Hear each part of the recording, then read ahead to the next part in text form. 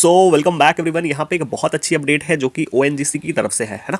तो ओएनजीसी की ये जो रिक्रूटमेंट है थ्रू सीबीटी बेस्ड एग्जामिनेशंस है ना। तो सीबीटी बेस्ड जो है वो ये रिक्रूटमेंट है। यहाँ पे कोई भी आपका गेट स्कोर कार्ड जो है वो नहीं लगने वाला है ना। अगर आप सीटीसी देखेंगे जो कि 25 लाख का है ना, बहुत सही है। उसके बाद हम लोग बात करते हैं ना इसके क्वालिफिकेशन वगैरह की, तो आप एक चीज़ और देख सकते हैं, आपकी ये जो रिक्रूटमेंट है वो E1 लेवल की रिक्रूटमेंट है। अगर आप इसका बेसिक पे देखेंगे तो आपको चीज़ें समझ में आ जाएंगी, जो कि 60,000 से 1,80,000 के बीच है ना। बहुत अच्छी अपडेट है। बेसिक पे काफ़ी सही है, आपकी सैलरी बहुत अच्छी बनेगी।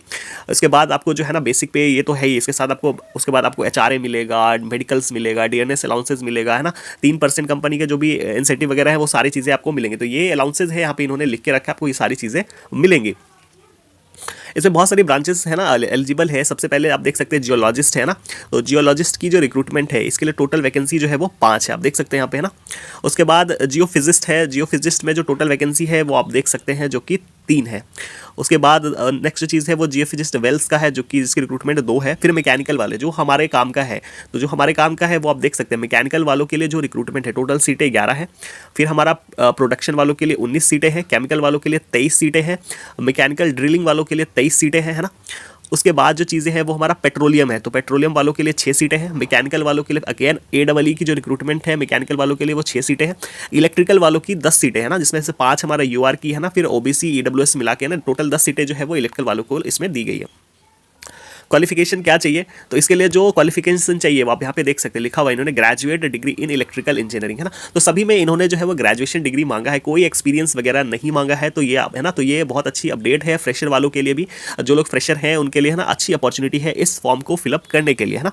कुछ कुछ चीज़ें यहाँ पे इन्होंने लिख के रखा है, आप देख सकते हैं यहाँ पे नोट में इन्होंने जो बताया है कि आपका जो कोर्स होना चाहिए वो UGC AICTE से अप्रूव होना चाहिए, वो सब चीज़ें आप यहाँ पे देख सकते हैं ना।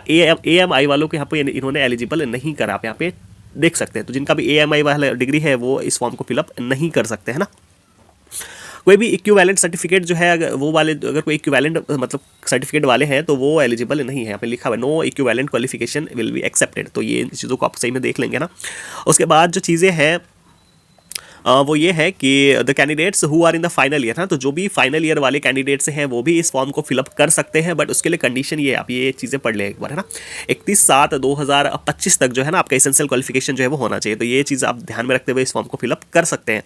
ये एज लिमिट की बात अगर करें तो देख सकते हैं जो UR की जो एज लिमिट है इन्होंने 26 ईयर जो है वो बताया है ना। और मैक्सिमम जो है इन्होंने बताया वो 27 साल बताया है ना UR के लिए, जो जियो फिजिस्ट वालों के लिए है।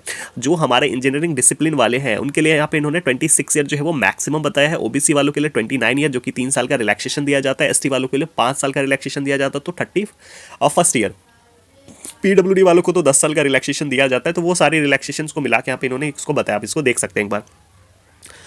उसके बाद नोट में कुछ कुछ चीज़ें हैं, जो भी सर्टिफिकेट वगैरह है वो आपको है ना उसको अपलोड करना होगा। उसके लिए उन्होंने जो डेट बताया है वो 1/4/2024, यानी 1/4/2024 के बाद का सर्टिफिकेट होना चाहिए, अगर आप OBC वाले हैं या फिर EWS वाले हैं तो है ना। तो ये चीज़ें ध्यान में रखेंगे। सिलेक्शन प्रोसेस क्या होने वाला है, तो आपका सिलेक्शन प्रोसेस जो होने वाला है वो CBT बेस्ड एग्जाम होगा और इंटरव्यू होगा। तो ये सिलेक्शन प्रोसेस है। इसमें आपका जो CBT का जो वेटेज है वो 85 मार्क्स है, यानी कि यूँ कहीं 85% जो है वो आपका CBT का वेटेज रहने वाला है, 15% जो है वो इंटरव्यू रहने वाला है ना। तो टोटल मतलब कि 100% वेटेज है। अब जो चीज़ें हैं इसमें ये है कि जो CBT बेस्ड जो सिलेक्शन होगा आपका CBT बेस्ड पे, तो इंटरव्यू के लिए जो है वो 1:5 का जो रेशियो है वो रहने वाला है ना। इंटरव्यू में जो है वो 5 लोगों में से 1 लोगों का सिलेक्शन होगा। तो यही यहाँ पे इन्होंने चीज़ें बताई है। उसके बाद जो चीज़ें बताई, इन्होंने बताया CBT बेस्ड एग्जामिनेशंस के बारे में, जो आपका एग्जाम होगा उसके बारे में इन्होंने बताया कि आपका 2 घंटे का एग्जाम जो है वो होने वाला है ना। यहाँ पे चीज़ें इन्होंने बताई, आप देख सकते हैं 2 घंटे का एग्जाम होगा और इसमें आपका जनरल अवेयरनेस रहेगा, कंसर्न सब्जेक्ट यानी जो भी आपका डिसिप्लिन है इंग्लिश रहने वाला है, और एप्टीट्यूड जो है वो आपका रहने वाला है ना। तो यहाँ पे इन्होंने चीज़ें बता दी है CBT बेस्ड एग्जामिनेशंस के बारे में। उसके बाद जो इंटरव्यू होगा उसमें आपका है ना ग्रुप डिस्कशन जो है वो रहने वाला है ना। उसके बाद इंटरव्यू वगैरह रहेगा। तो ये इस तरीके से सिलेक्शन प्रोसेस जो है इसका रहेगा।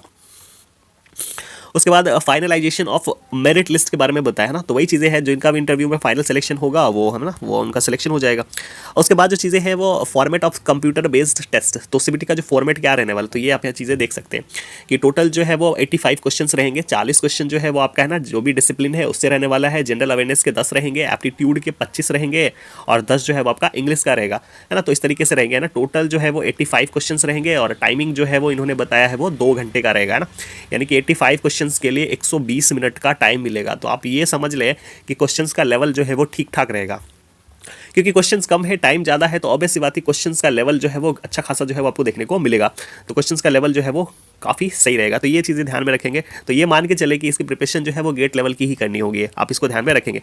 इसमें अच्छी चीज़ ये है कि इसके एग्जामिनेशन में आपको कोई भी नेगेटिव मार्किंग नहीं देखने को मिलेगा, तो पूरा का पूरा जो है वो अटैम्प्ट करना होगा। उसके बाद एग्जामिनेशन सेंटर क्या क्या रहेंगे, तो आप देख सकते हैं ऑल इंडिया को इन्होंने कवर करा है। भुवनेश्वर है, रायपुर, बेंगलुरु, नागपुर, उदयपुर, गुवाहाटी, मुंबई, दिल्ली, कोलकाता, चेन्नई, जयपुर, मोहाली, भोपाल, एर्नाकुलम, सूरत और विशाखापट्टनम। यहाँ पे पटना वगैरह नहीं है, आप यहाँ पे चीज़ें देख सकते हैं। अप्लाई कैसे करना है, तो अप्लाई की जो डेट है वो 10/1/2025 यानी आज से इसका एप्लीकेशन स्टार्ट हो जाएगा, और लास्ट डेट आप देख सकते हैं 24 जनवरी जो है वो इसका लास्ट डेट है। तो बहुत कम टाइम इन्होंने दिया है ना इसको अप्लाई करने के लिए, तो आप ध्यान में रखेंगे और जो समय रहते जो आप इसका एप्लीकेशन अप्लाई कर लेंगे।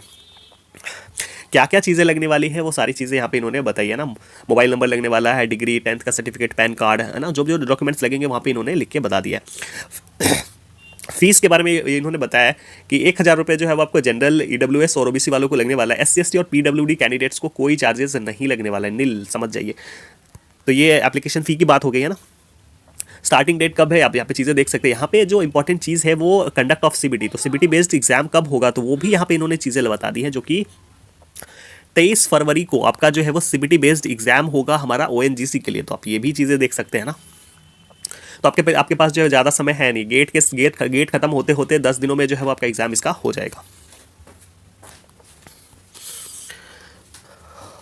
उसके बाद मेडिकल फिटनेस के बारे में कुछ चीज़ें यहाँ पे इन्होंने बताई है कि अगर आपके पास कलर ब्लाइंडनेस है तो आप किसी भी पोस्ट के लिए एलिजिबल नहीं हो, है ना। एक चीज़ और है जो कि है कि कंजेंटियल नाइट ब्लाइंडनेस, वो भी अगर आपके पास है तो भी आप किसी भी पोस्ट के लिए एलिजिबल नहीं हो, तो आप इसको ध्यान में रखेंगे।